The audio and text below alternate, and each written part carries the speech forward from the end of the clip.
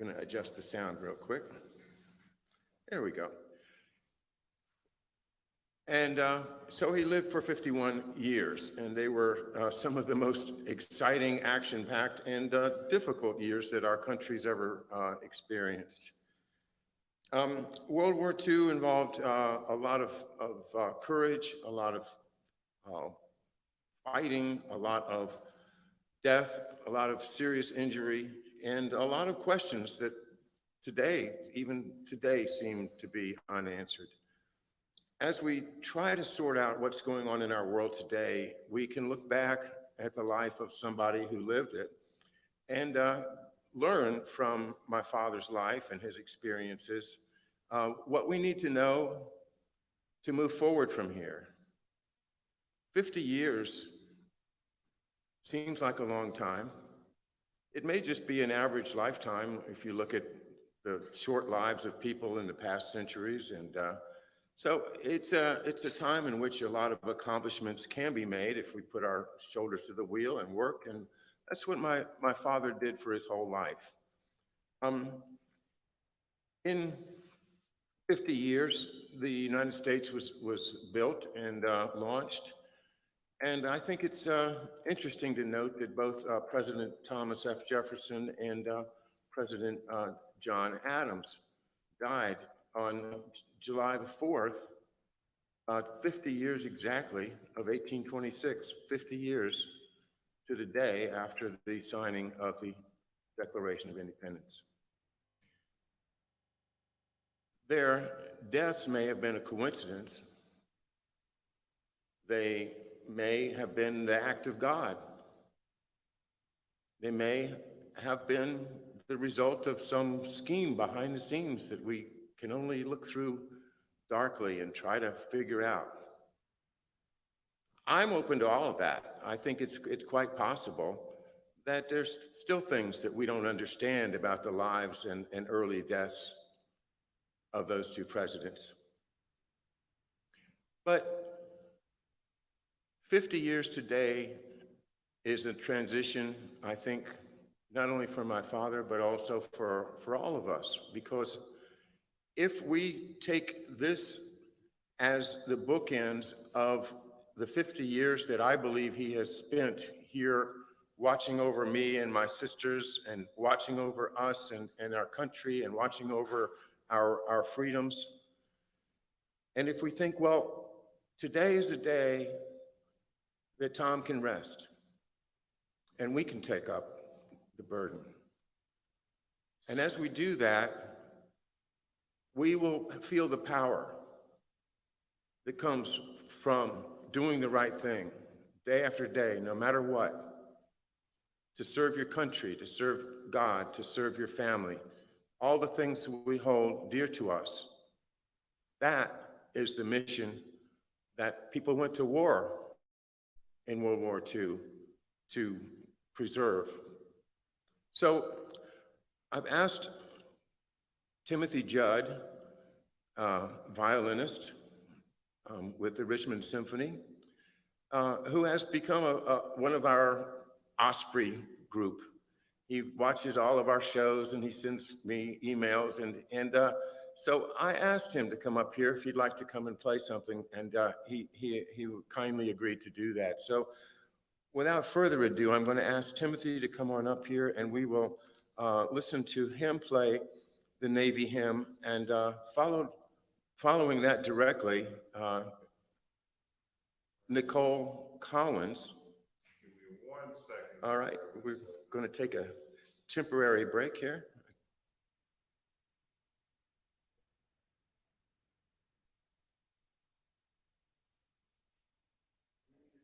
I think we're losing internet. No, it's not the battery.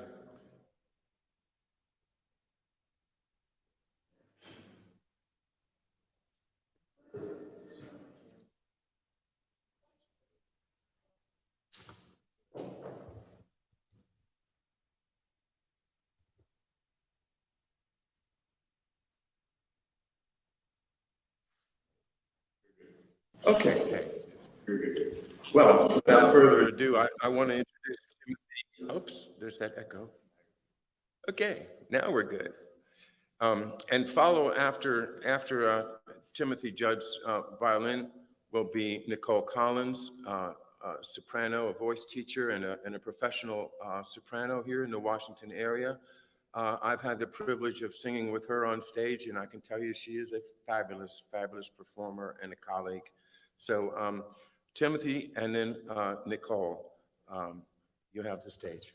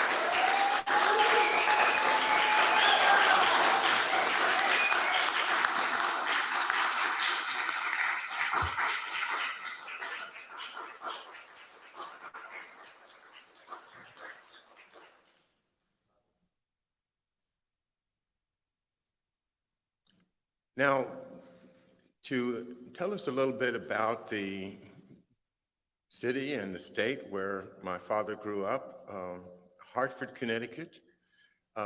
We have the great privilege of having Andy Craig come down from Washington, D.C. today to tell us some things about Hartford, which he knows very well, a historian himself, as well as an attorney and an advocate for many very important causes.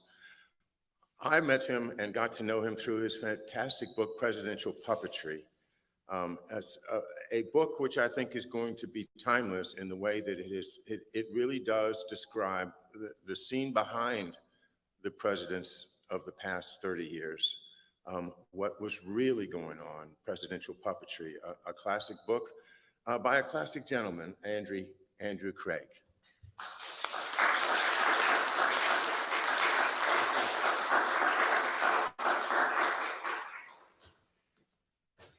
Well, as you know, John's asked me to describe something about the culture and history and politics of Hartford, Connecticut, roughly from the time period of 1920 to 1975. You should know that the O'Loughlin family forebears had come to that region following the 1840s Irish potato famine. Family members ascended the social ladder in terms of jobs, education, and civic involvement. John's father, who we're here to honor, was a Harvard graduate, a war hero, and an attorney before undertaking top secret work for the FBI. But a number of family members, including Tom Jr., suffered personal setbacks that we should also describe. These sufferings include the divorce of Tom's parents early in their 1920s marriage. This is a particularly painful experience magnified by the observant Roman Catholic culture of both families. Especially dramatic, and as recounted in John's powerful new memoir, was John's own struggles to connect with his father, who was being tormented at the time by serious workplace conflicts that were so important and so secret that they could not be shared with his family. This culminated in John's failed attempt 50 years ago this spring to meet with his father at his deathbed, essentially. That was foiled for reasons, personal reasons, apparently because his cancer-stricken father was too preoccupied with the other things going on in the world and his life. We'll get into that a little bit more later, but regarding Hartford, as mentioned, I can assist by sharing some recollections from my time as a reporter there. In 1970, I began as a reporter with the Hartford Courant, the state's leading news organization, and I remained in Hartford for the most part for the next 18 years with an interruption to attend law school. My home was a working class area of fairly rundown 3-story apartment buildings called Frog Hollow, but it had the advantage of being very close to the newspaper, the state legislature, and the courthouses. That provided a panorama for a young reporter like myself, then young. That city, Hartford, had been a centerpiece of American manufacturing, the insurance industry, and culture. the latter involving the world-famous literary colony called Nook Farm, which involved Mark Twain and Harriet Beecher Stowe, among other luminaries. Now, here's a problem. When you ask an aging reporter to talk about their young life and what they know about it, we could go hither and yon into what I might think is interesting, but it's not giving due credit to the occasion of this memorial or the setting of this military museum, as well as your expectations. So I took my planning problem right to the top to seek the counsel of President Dwight D. Eisenhower, former Allied Supreme Commander during World War II, as you know. Now, one of his speechwriters, then young, named James Humes, recalls that in his first assignment writing for presidents, and James Hume wrote for 5 US presidents, he had a fairly routine announcement of remarks by President Eisenhower. And he goes into the White House Oval Office in 1959, and he starts talking, and suddenly the president takes off his glasses, starts tapping them impatiently on the desk, and interrupts by saying, "What's the QED?" And the young speechwriter responded, "QED, Mr. President?" And the president said, "QED, don't you know what that is? Quod erat demonstranda.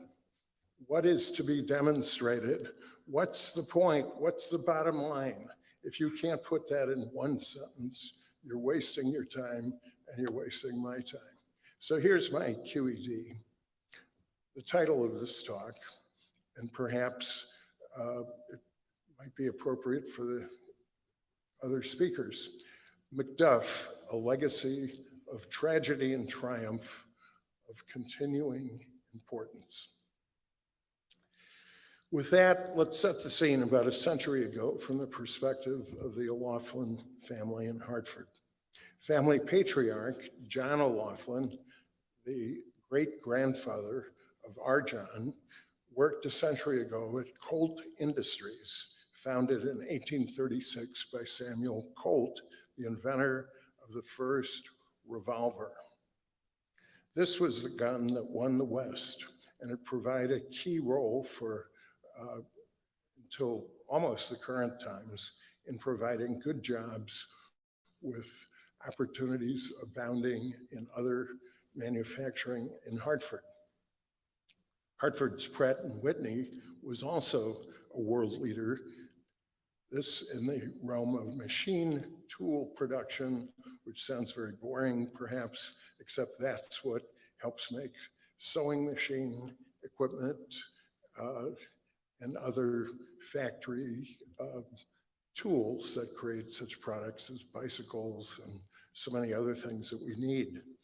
The city was also the main base of Royal and Underwood typewriter manufacturing, with lots of workers living in my future neighborhood of Frog Hollow and socializing in a bar that the O'Loughlin family ran on Main Street near Colt. John O'Loughlin's son, Tom O'Loughlin, who we're here to honor, was born in the 1890s. No, I'm sorry, I misspoke. That's the grandfather, Tom O'Loughlin Sr. He was born in the 1890s, and he was groomed for a place in the Connecticut establishment. He was the first to attend college, beginning here in the Washington area at the then new Catholic University.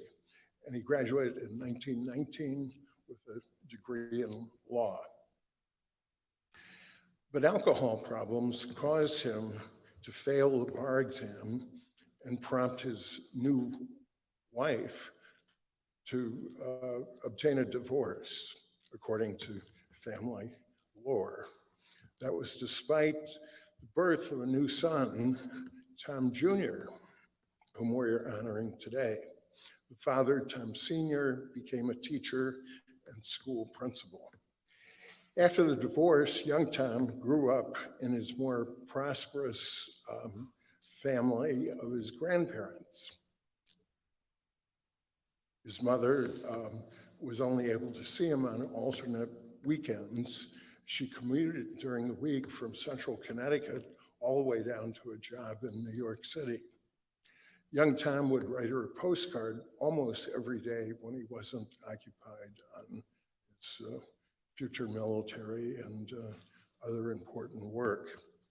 Meanwhile, the family's high hopes for success passed from the alcoholic teacher, Tom Sr., to his brother John, who was a successful executive at the iconic Hartford Fire Insurance Company, the first insurance company in the United States, and it helped make Hartford famous as an insurance center because of its reputation of paying off its claims, which some competitors in the wild and woolly days might not have been that eager to do.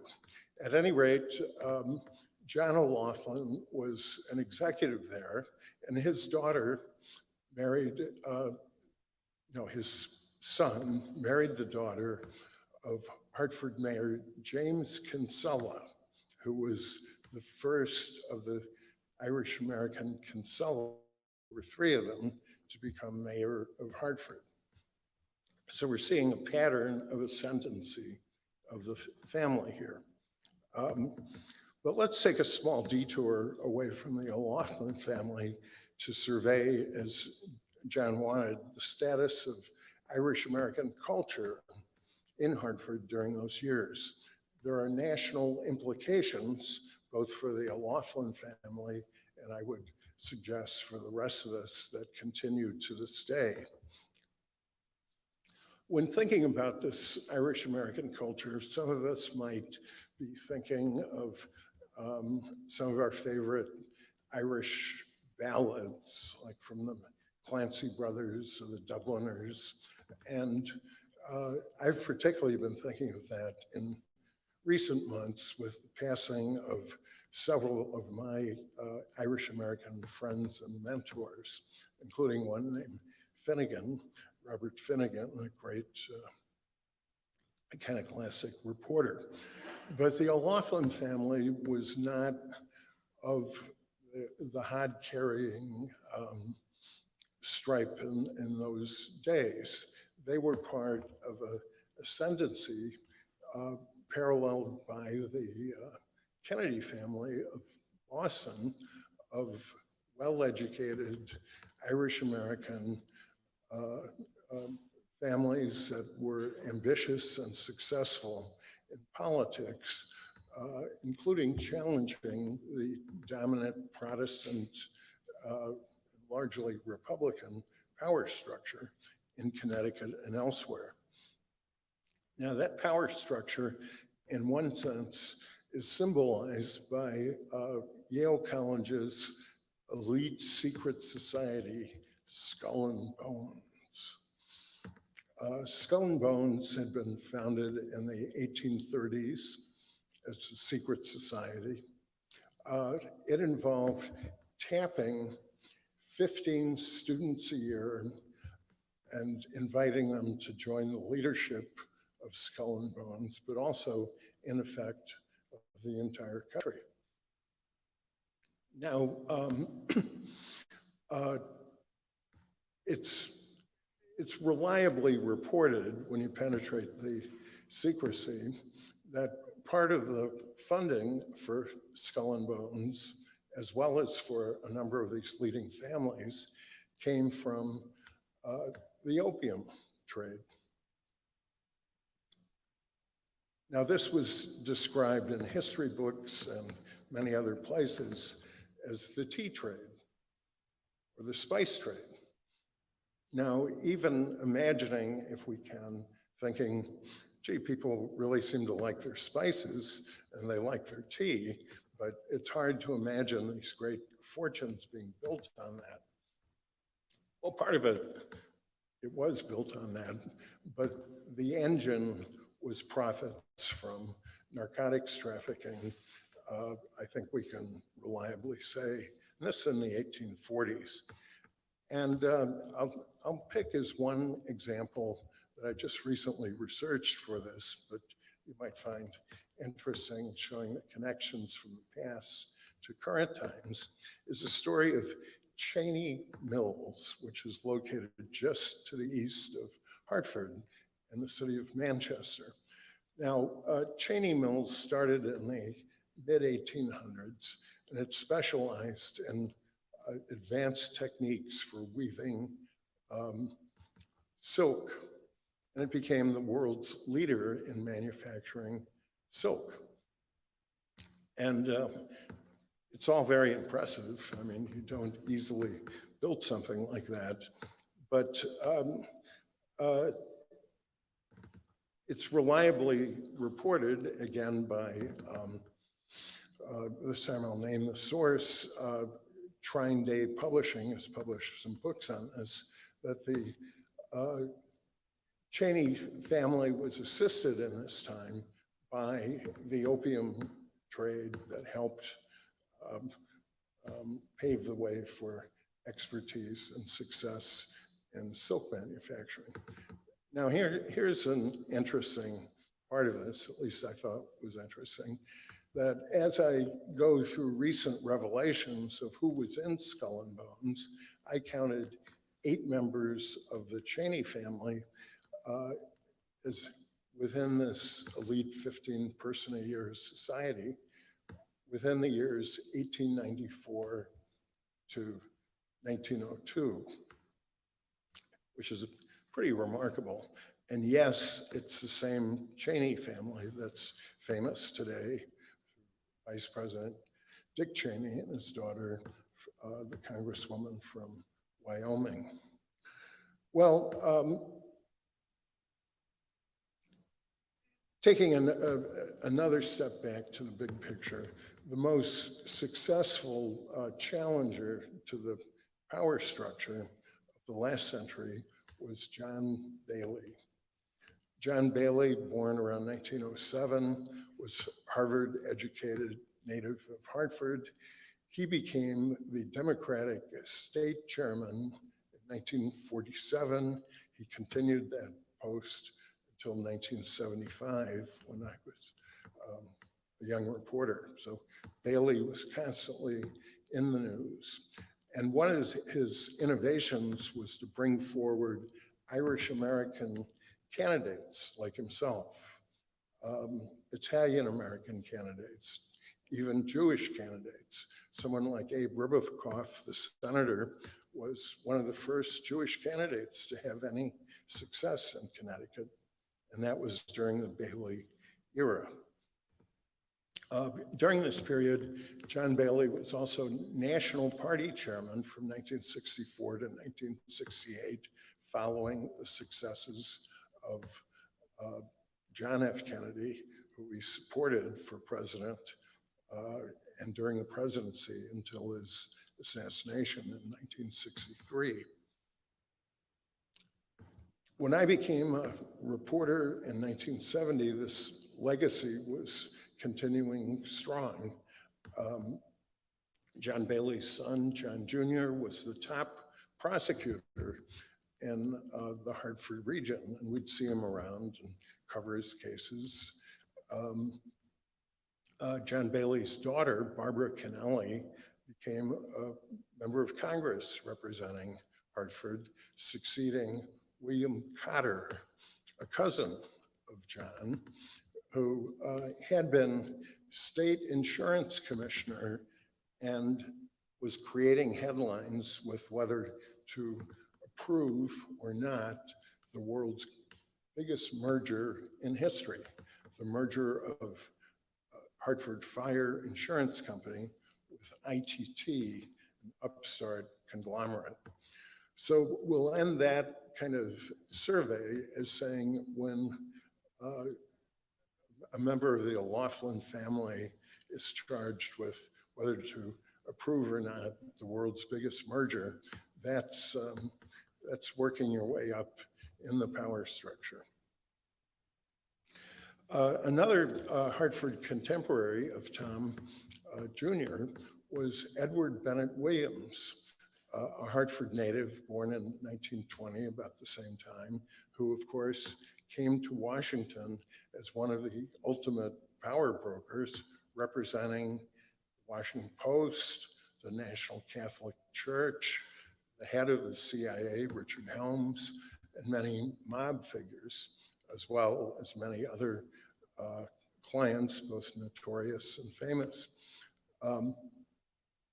It's a little hard for me to believe that the O'Loughlin family and Edward Bennett Williams, owner of the Washington Redskins, among other things, daily communicate in Mass, did not intersect in this world of law and power, either in Washington or back in Hartford. But this is all a bit of a jigsaw puzzle that we're still establishing the pieces. Meanwhile, let's return our narrative to the O'Loughlin's family's struggles in the 1930s in Hartford. Thomas Jr. strived mightily to succeed, growing up in a Depression-era broken home, and he received a scholarship to the very prestigious private school, Loomis, located just north of Hartford. His classmates included George Schultz, who went on to become the leader of the huge worldwide engineering firm Bechtel, as well as US Secretary of State and a constant presence in public affairs, who just died recently. Tom also won a scholarship to Harvard College, where he was a tackle on the football team. He attended Columbia University in New York City for postgraduate military training in 1942, before undertaking expert and dangerous World War II and FBI assignments that you're going to hear about later today. These latter periods of Tom Jr.'s life included extremely harrowing and impressive duties of continuing historical importance. It was part of the tragedy of the times and his own particular upbringing and culture of conduct that he became obsessed with his duties. He had great difficulty opening up to his family, including his son, John, who loved and needed him, and then, as you've heard, lost him at age 18 to a mysterious sudden cancer and without a proper goodbye. A few moments ago, I started this tribute to Tom Jr. with a story of President Eisenhower and the QED. The purpose of this last story is, as I wind up, to try to pull this all together. It goes back to the presidential speechwriter I mentioned, James Humes, and he talked, as I'll share my conclusion here, he talks about Lou Little, the iconic football coach, first at Georgetown and then at Columbia University. Little's career included leading his Columbia team to the Rose Bowl and grooming the great quarterback Sid Luckman, who revolutionized quarterbacking in football. President Eisenhower called Lou Little one of the greatest men I've ever known. The last part of my story here is not to rave about football, but to talk about something more universal, about our need for connection and respect, even as we struggle to overcome life's constant challenges. The story goes this way. In 1928, Lou Little coached Georgetown, and he had a reserve named Dennis Flaherty, who attended every scrimmage and every game with an older man. On the day of Georgetown's game against Holy Cross, its big rival, the scrub player came up to the coach and said, "Mr. Little, could I start in today's game?" "Son," the coach replied, "you're too small." "Oh, Mr. Little," came the response, "I don't do what you want, pull me out." Coach let him start the game. And the results were so spectacular that coach left him in the entire 60 minutes. Offense, defense, kicking. And after the game, the coach said, "Flaherty, how did you know you could play a game like that?" Here's the response. "Well, Mr. Little, that was my dad I came with every day. Dad was blind. And last night he had a heart attack. This was the first time he could see me play."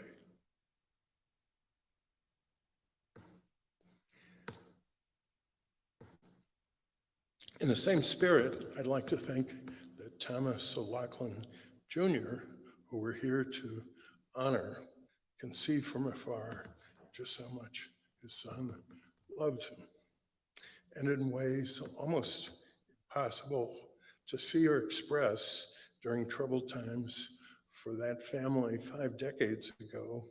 Tom's son is here to say and show how he admires his son's extraordinarily brave public service, and so should we.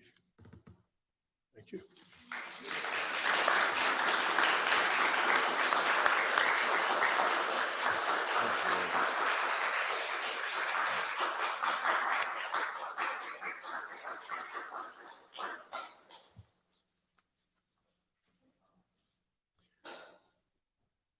By the way, we have a cake, and I suppose everyone's had a chance to have a look at it. Somebody's going to have to go over there and get the first piece. So, oh, it's me. Okay. Well, I think we'll press forward with another of our speakers. The next we have on deck, Andy. Are we lined up with Professor Hamamoto? All right, well, everybody here knows Professor Hamamoto, and I won't take the time to give much of an introduction, except for I just love Professor Hamamoto. He has been a regular with my show on a weekly basis with George for our Thursday night trios, and a number of times I've had the privilege of interviewing him directly. The author of Servitors of Empire, a key to understanding how these elite families that Andy Craig told us about would get things done by perhaps inducing some immigrant people to do them for them. Well, with that introduction, I give you Professor Hamamoto. Andy, I think we'll be able to hear him on the speakers, but we don't have the ability to hook up the video right now. Professor. Hello. There he is. Oh, So you can see him on your screens, I guess, and we'll go with it. We'll go. That'll work that way.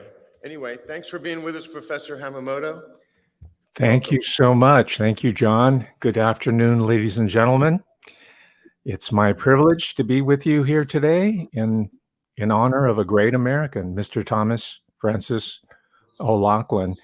And I wish to thank my friend, my colleague, Mr. John OLoughlin, for his kind invitation, allowing me to address this wonderful gathering of friends and relatives. And of course, the Osprey Nation, which is not just U.S., it seems to be global now. And I wish to thank Mrs. OLoughlin for her hospitality that she has extended to you there out in the Potomac, the beautiful Potomac, and those of us who are living across the country. Thank you, Mrs. OLoughlin. We tip our hat to you. And, I feel a special closeness to the family history of the O'Loughlins since Mr. Thomas O'Loughlin and my own father, I believe, were born in the same year. I think it's 1920. If I'm wrong, you can correct me later, John. And I seem to recall that John and I were also born in the same year, but to spare us any embarrassment, we can confirm that at some other time, given our age, right? So in any case, our respective families were living our lives at the same critical moment in history. I know everybody thinks that their moment in history is critical, but I'll stick to that story. All right, we're living our same lives, the similar lives, let's say, at this critical moment in history. Now we were on two different coasts, but we were unified by the same, let's call it, media system. Mr. Craig was, a newspaper man, and he's well acquainted with the rise of television, following radio, and of course we have the so-called social media today.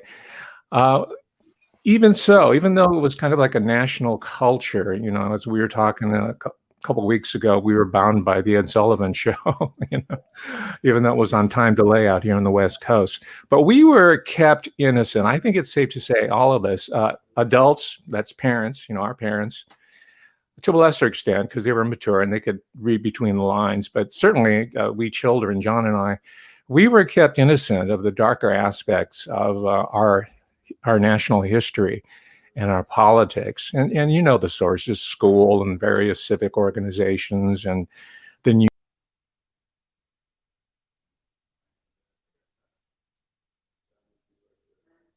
Take the stand again, so we get a second here from two or something.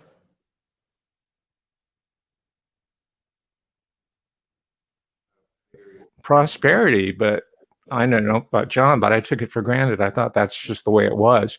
And I wasn't really cognizant of the struggles and the sacrifices of the previous generations until I matured, grew up, and understood history a little bit better.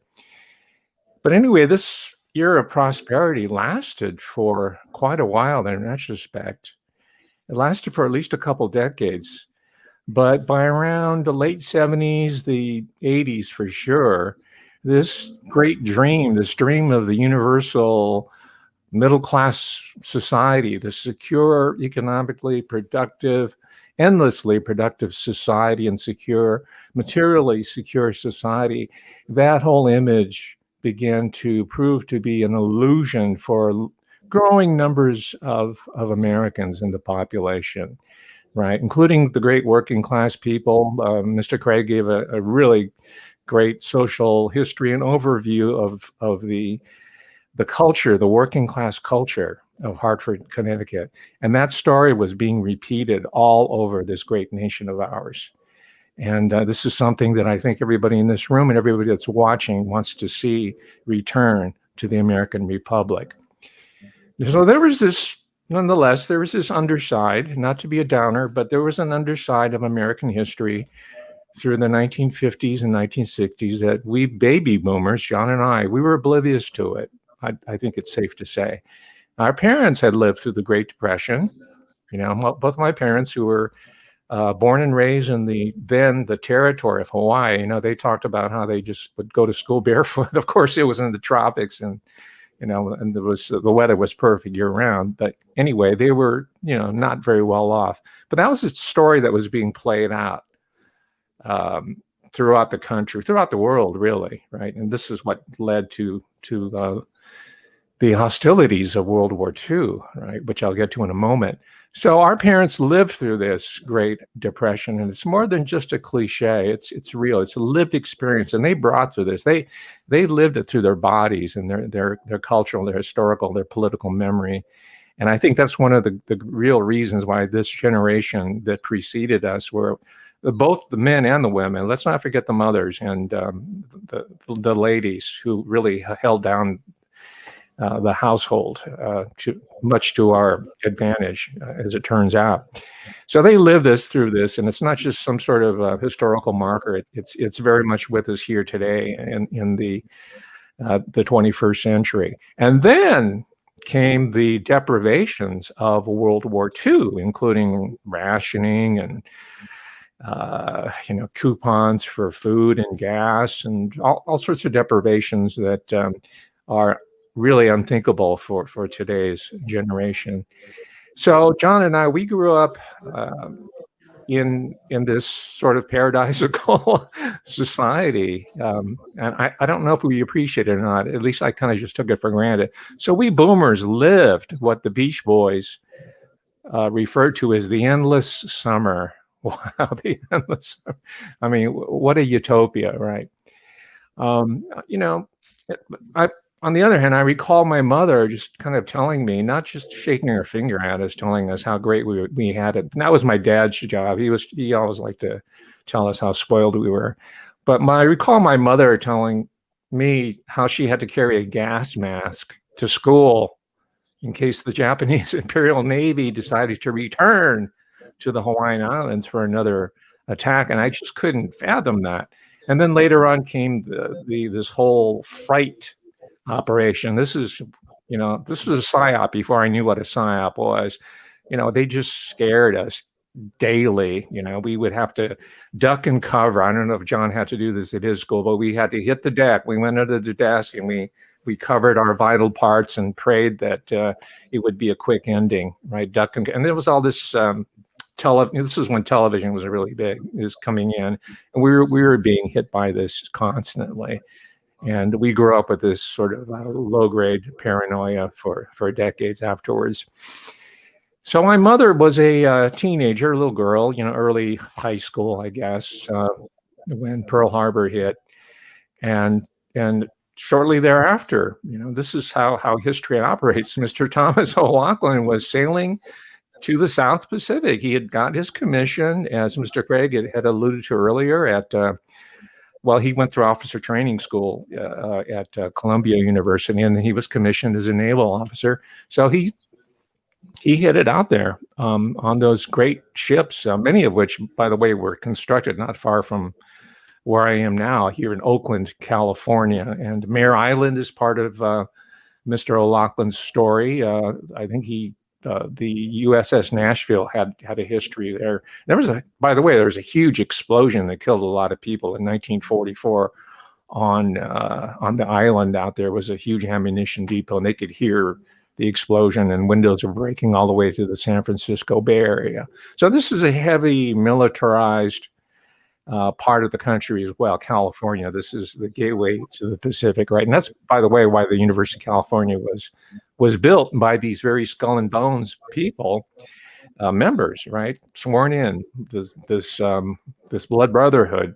They started the University of California here in order to face the Pacific and then colonize that area as part of this larger process of economic consolidation that we're seeing the end game right now here.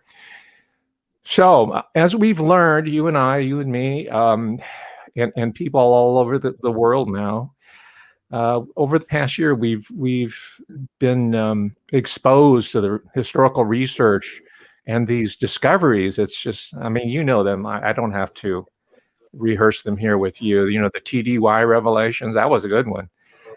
So we got to live through this, and it's brought us to this point here, and it's just amazing. Really, a revolutionary working method on doing history, not just family history, but this is national history. This is world history that we're talking about right here and now, through the person of one Thomas Francis O'Loughlin and family, and all the great Irish American military people who had fought for this country. Dating back to the Revolution, well, especially the Civil War, because it was so bad, the carnage was so bad, even the Pope had to say, hey, listen, all my recent immigrant who are Irish Catholics are really overrepresented in the death numbers there, right? So this is part of a large historical tradition that Mr. O'Loughlin is following. He's following that trajectory. And I don't know if he himself conceived it that way, but that's how I look at it from a historical perspective. So we've learned that, and again, this is part of this process of discovery that's so exciting to me. I can just imagine what it's like for John. But Mr. O'Loughlin was a commissioned officer, and he was assisting. He was there at the right hand at the highest level of military command out in the South Pacific, including, as it turns out, General Douglas MacArthur. Yes, Douglas MacArthur, General Douglas MacArthur, right? And for myself, even in the 1950s, being part of the television and the comics books generation, and in the magazine, we read Life magazine. My family had a subscription. There was Life magazine here, and there's Reader's Digest. I think both of those two publications taught me how to read, and it was kind of like my little window out to the world. It was a distorted window, granted, but it was a window nonetheless.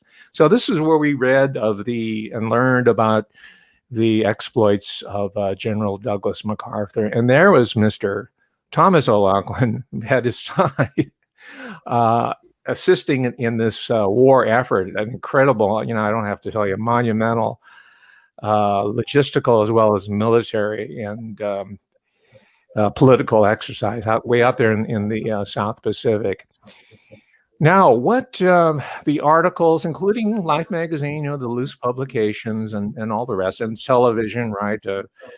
William Paley's operation, CBS, and he liked to call himself general, right? Because the whole media had been kind of recruited to the war effort, right? Justifiably so. I'm not necessarily saying it's bad, but there had to be some sort of unification and unity of national resolve as well as information and propaganda. I mean, let's face it, there has to be a message, a unifying, a bonding message that the people can embrace and carry out.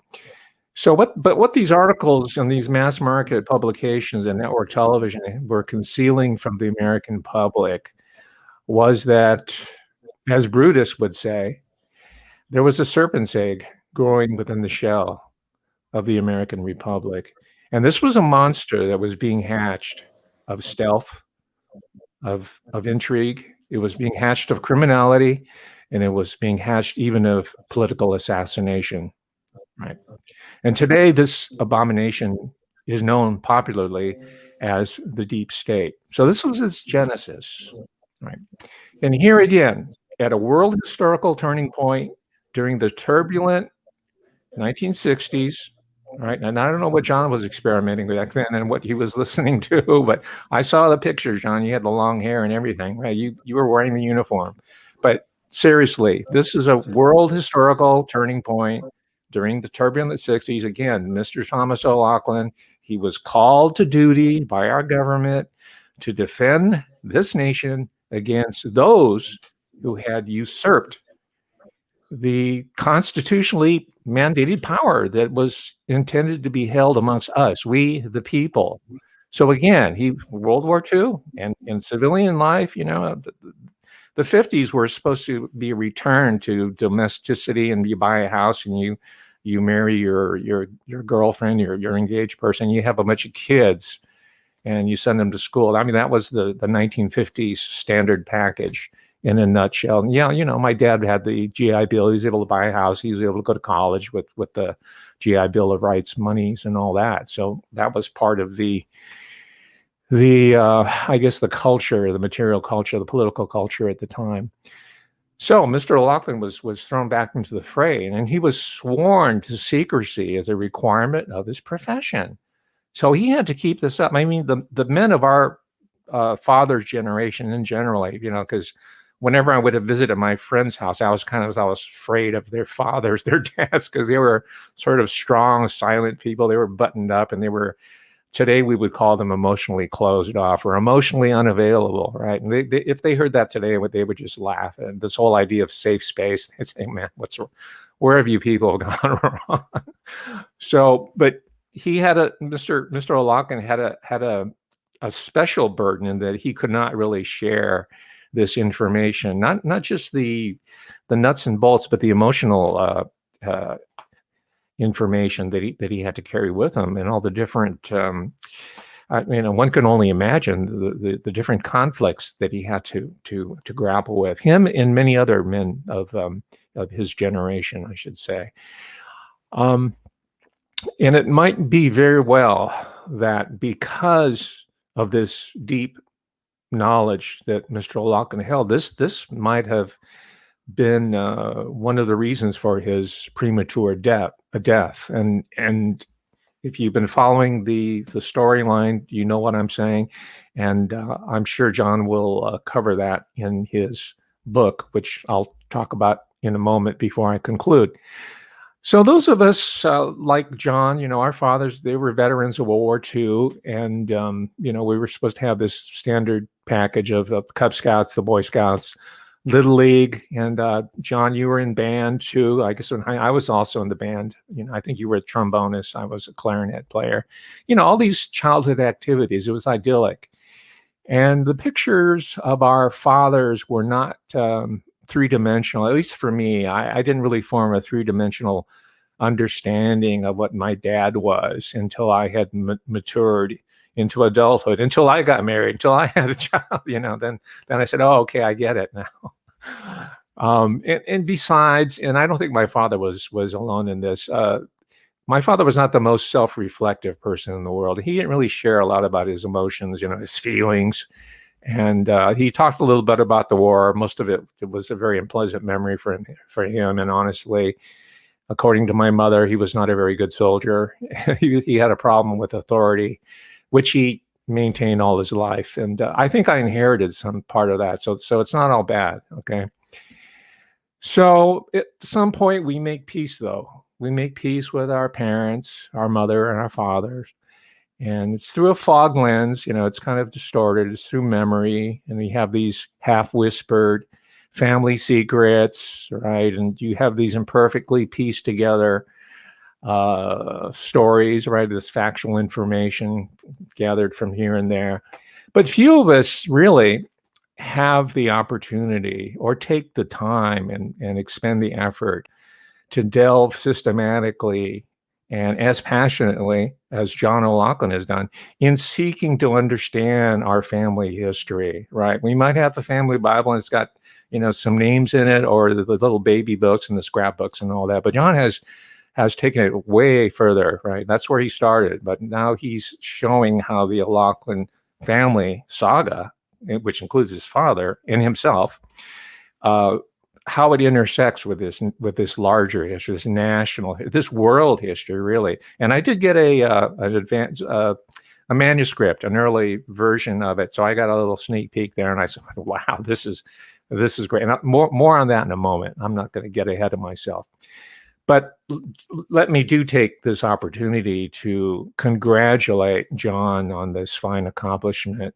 of his in documenting the life and the professional contributions of his father, Thomas Francis O'Loughlin. And John, your achievement, it details the struggles of a wonderful Irish-American family. And there were many like them, right? We know the history, and upon your recommendation, I read that really great book by Mr. Fogarty. I can't remember his first name, right? That's incredible. It's recommended reading, if I may be pedantic for a moment, right?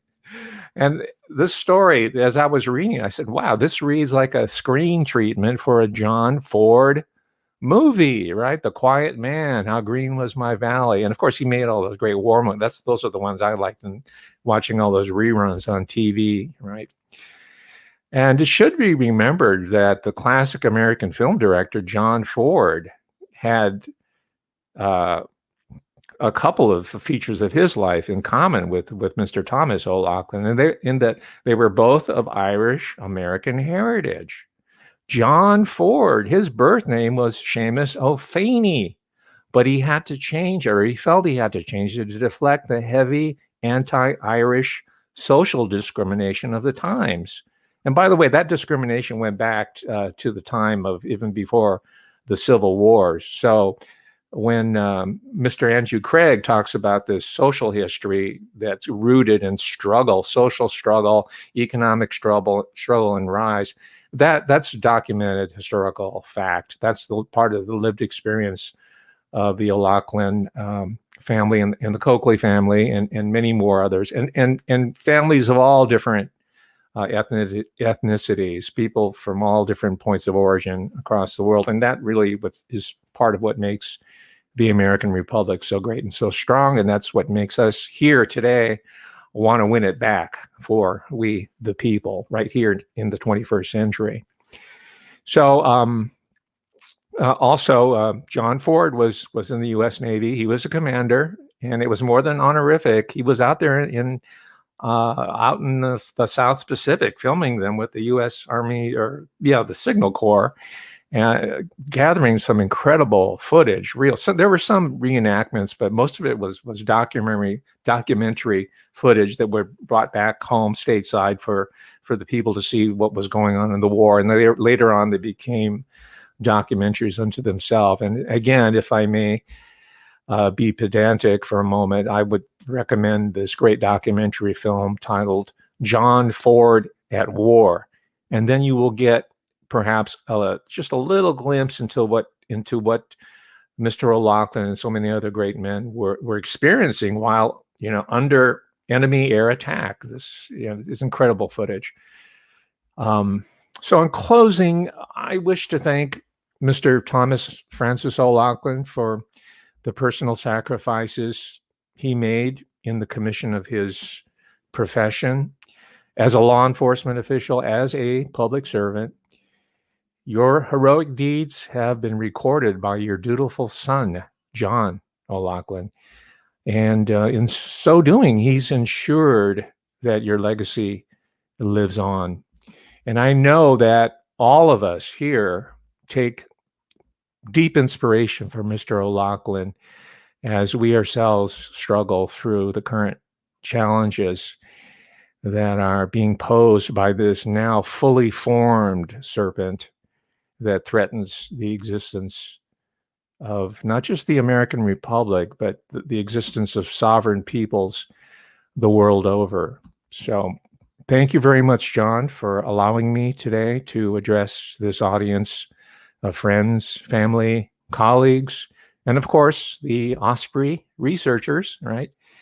And please have a wonderful weekend in celebration of the heroic deeds of your father, Thomas Francis O'Loughlin. Thank you very much.